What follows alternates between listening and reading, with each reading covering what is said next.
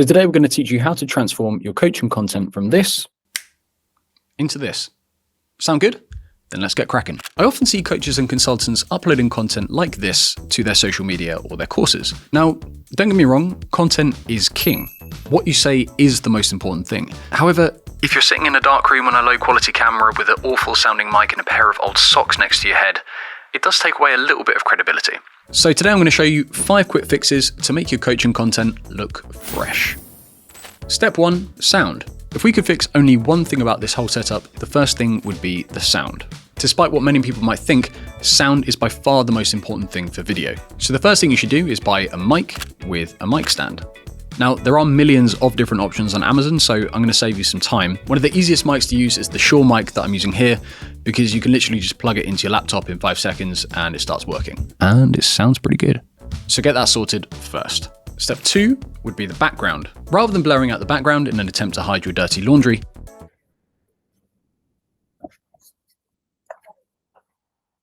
find a decent setting that isn't too cluttered and ideally represents you or your business. And obviously keep cables, chairs, tables, and random objects out of the shot so everything looks nice and clean and professional.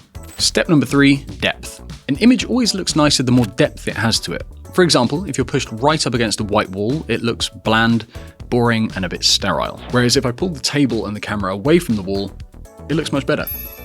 And you get that nice blurry background. Step 4, lights. So here you have a few different options. If you're in the office or a home studio where you film all the time, I would recommend investing in some professional lights. Again, there are 1 million options on Amazon, so to keep things nice and simple for you, I would recommend going for a Godox 60 with a light stand. They're fairly cheap, powerful enough to light your face, but not too big and heavy. Here we have 2, but you could just have 1. To accompany that, I would buy a lantern style softbox so that it spreads light nice and evenly across your face.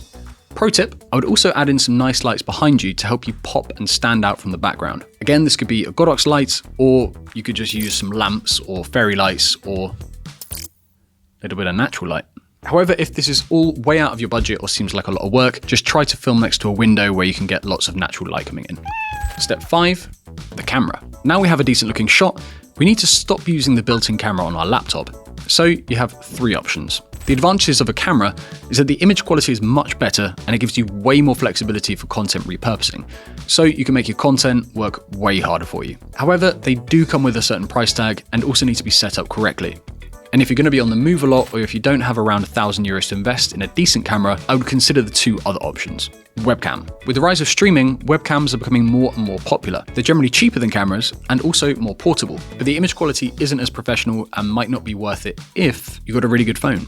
Some of the latest phones have better quality cameras than cameras. So if you have one of the newest iPhones, for example, you can just link that up to your laptop and away you go. In other words, if you have a really good camera on your phone, are constantly on the move and not technically savvy, I would stick with your phone. If you don't have a good phone and don't really have the budget to buy a camera, I would go with a webcam. But if you really want to take content creation seriously and are going to be producing lots of it, I would invest in a decent camera. Some links below to give you some ideas. Step 6, composition. Now you have your camera or webcam, make sure you're positioning yourself nicely in the shot. So don't put your camera here, here, here, or here, because they aren't very flattering angles.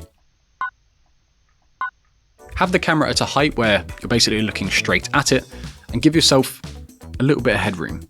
And make the shot wide enough to see your hand movements, otherwise you just see a head, which is a little bit bland.